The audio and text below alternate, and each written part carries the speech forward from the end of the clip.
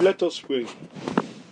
Our Father and our God, we thank you for the privilege you've given to us as leaders and workers in this team, this specialized team in the Church of the Living God. Thank you for this privilege you've given unto us to be involved in this work, Lord. Lord, as we come even at this time to share together, Lord, I pray that your name will be glorified, and Lord, you will bless us mightily in Jesus' name. As we want to glance from your word, I pray that, Lord, you will speak your word to our heart, Lord. In Jesus' name we pray. Amen. Amen. Tonight in our gleanings, as we see in our schedule, we just take a passage from Genesis chapter 11. Genesis chapter 11, verse 1 to 6 of Genesis chapter 11, verse 1 to 6. And the whole heart was of one language and of one speech. And it came to pass as they journeyed from the east, that they found a plain in the land of Shinar, and they dwelt there. And they say one to another, Go to, let us make brick, and burn them thoroughly. And they had brick for stone, and slime had they for mortar. And they say, Go to, let us build us a city and a tower, whose top may reach unto heaven, and let us make a name, lest we be scattered abroad upon the face of the whole earth. And the Lord came down to see the city and the tower, which the children of men builded. And the Lord said, Behold, the people is one, and they have all one language. And this they began to do, and now nothing will be restrained from them which they have imagined to do. From that passage of scriptures where we've read, I just want to speak to us on the message, United for a Common Goal. United for a common goal, for a common purpose, for a common pursuit, for a common strategy, for a common goal. From Genesis chapter 11, where we've read, you see the story of man there. After the flood, the man were united. And in their unity, they took upon themselves the initiative of building, something that would connect them in their foolishness, a city and a tower. When it says reached up to heaven, it doesn't mean that it's going to be connecting them to heaven, but it's just talking about the magnitude of the height of that tower. But that was not the purpose of God for man, even at that time after the flood. But because they were united, look at the great thing they tend to achieve with that common goal and with that common purpose. The same thing, brethren, as we look into this passage, as we glean from it, as we prepare ourselves, preparing ourselves for our national conference, there is the necessity of unity in our midst, of we coming together, of oneness, togetherness, if we must achieve greater success in this forthcoming national conference, in this ICT team. That's why as we look into this passage, there are three things I just want to talk about there from that Genesis chapter 11. Number one, we look at the precepts. Number two, we look at the purpose. And then number three, we look at the power. Number one, precepts in the believer's unity. Precepts in the believer's unity. In the believer's unity. Then we look at number two, purpose of biblical unity. The purpose of biblical unity. Then number three, we look at the power of our blessed unity. The power of our blessed unity. Let's go straight to point one. Precepts in the believer's unity. From verses 1 and 2, you look at some precepts there. Number one, it talks about one language. It talks about one speech. And then in verse 2, it talks about they dwelt there. They dwelt together. They were dwelling together. What a precept. What a lesson we are learning from there. Number one, when we talk about the believer's unity, we speak with one language. We are all saying the same thing. We are all speaking with the same voice. We are all also speaking with the same speech. What we mean by that, that you put yourself to understand one another. That's the precept in our unity as believers, that we speak to understand each other. We are not speaking to raise confusion. We are not speaking for disagreeing with disagreeing voices. If you look at 1 Corinthians, the precept in the believers' unity, 1 Corinthians chapter 1. 1 Corinthians chapter 1 verse 10, it says, "Now I beseech you, brethren, by the name of our Lord Jesus Christ, that ye speak the same thing, and that there be no divisions among you, but that ye be perfectly joined together in the same mind and in the same judgment." That's the precept here when we talk about the believers' unity. We are joined together in the same mind. We are joined together in the same precept. We are joined together walking in the same direction. We are speaking with one voice. We are speaking to understand each other. We are speaking with one language. When it talks about one language, it does not necessarily mean that, we have to speak the same language. No, but we are all going in the same direction. We all have the same mind. We are all working together. Then if you go back again to that Genesis chapter 11 verse 2, "And it came to pass as they journeyed from the east." What do you learn from there? The precept here about the believers' unity is a dynamic unity. You see, these people, they journey. They were together, and yet they were journeying together. They were moving together. The unity we are talking about tonight is not a dead unity. It's a unity that is dynamic. It's a unity that we are together. Because it says in that same verse 2 that they found a plain in the land of Shinar, and they dwell there. As workers, as leaders, we all come together. We are dwelling together. We are staying together. Not that we are farther apart.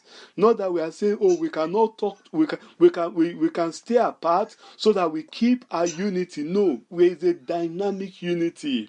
It's not a dead unity. It's a unity that is dynamic. That's the precept we are learning about the believers' unity. That in this team, we are dynamic. We are moving together. We are working together. This leads us to point through quickly the purpose of the biblical unity. This unity we are talking about is not the unity of a court. It's not the unity of a society. It's not the unity, of a political party. It's a biblical based kind of unity. And what is the purpose of that unity? Are we just united for nothing? No, we have a purpose. We have a purpose. Look at that same Genesis chapter 11 where we are gleaning from tonight. Genesis chapter 11, I'll read from verse 3. "And they say one to another, Go to. There is a purpose for our unity. There is, action in our unity.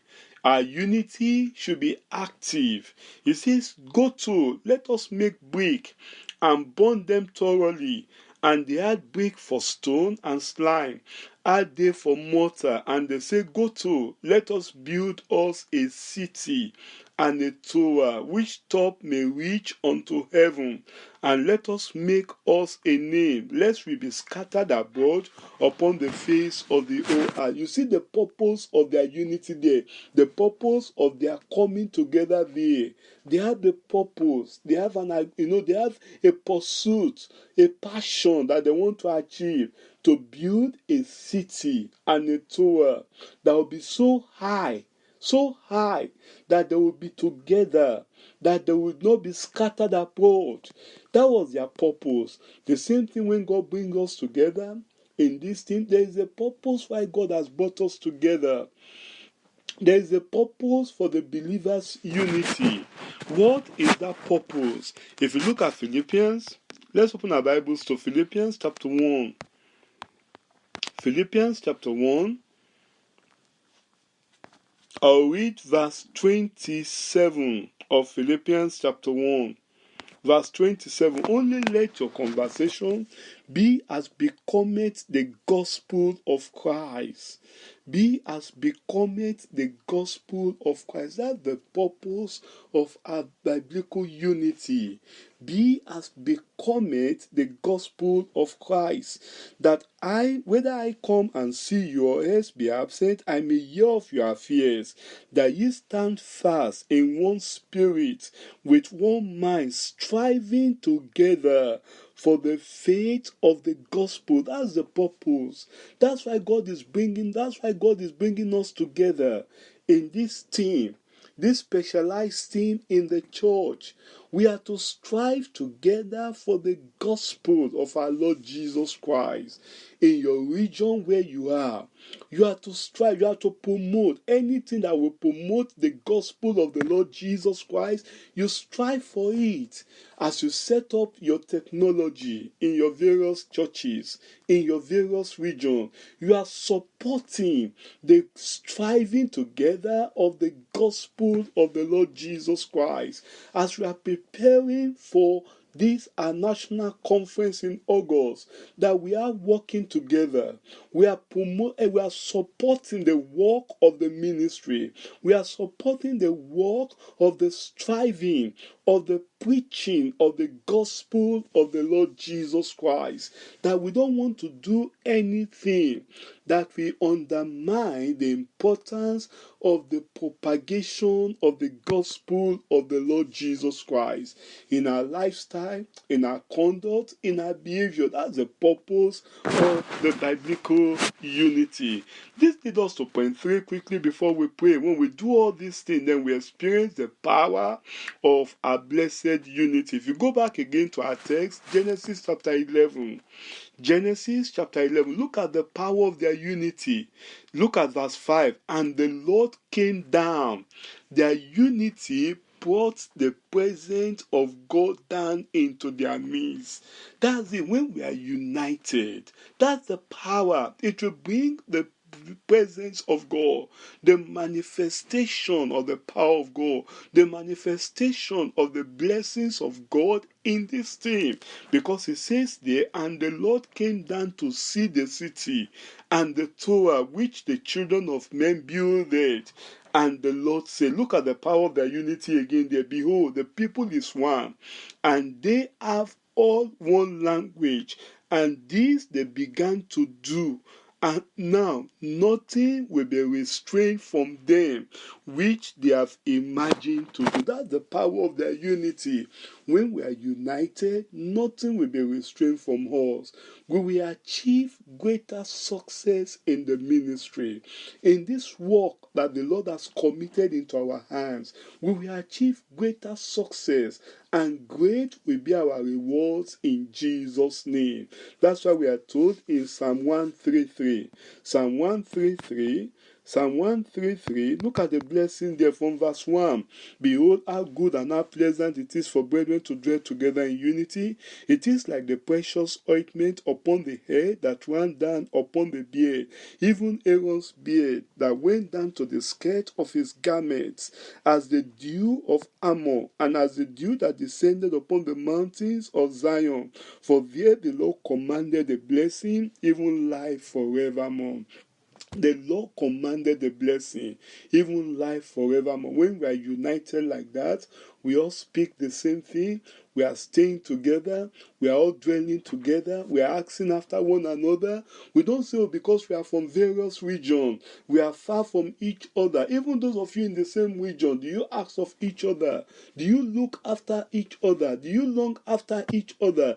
Do we long after the fellowship of one another? That's what the Lord is calling us to tonight. In this unity of the brethren, united for a common goal, that we must stay together. We long for fellowship. We long for love. Don't wait till the next monthly meeting before we call one another. Let's reach out to one another.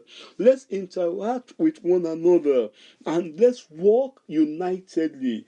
And great will be the blessing of God upon us in Jesus' name. Let us pray. Let's pray. Let's commit all what we've learned tonight into the hands of God, for what we've learned from this Genesis chapter 11.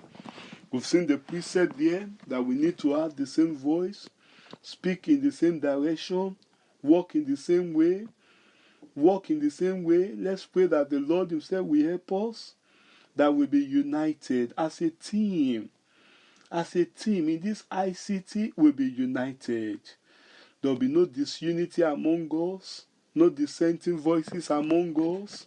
We've seen the purpose of our unity to support the propagation of the gospel of Christ, that nothing, you will not do anything that will undermine the preaching of the gospel in your own location. As we come together in this national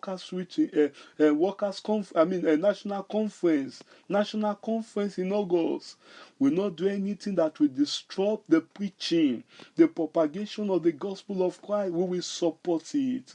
We will lift up one another. We will promote the gospel of Christ in your lifestyle, through your lifestyle. Let's pray the Lord will help us. Let's commit ourselves to the hands of God. Let's pray the Lord will help us. We need to work together. We need to dwell together, interact with among ourselves. Let there be no division among us. Let's speak with the same voice. You are not doing anything at the back. The leadership is not aware of it. We are carrying one another along. We are working together, promoting the unity of ourselves together.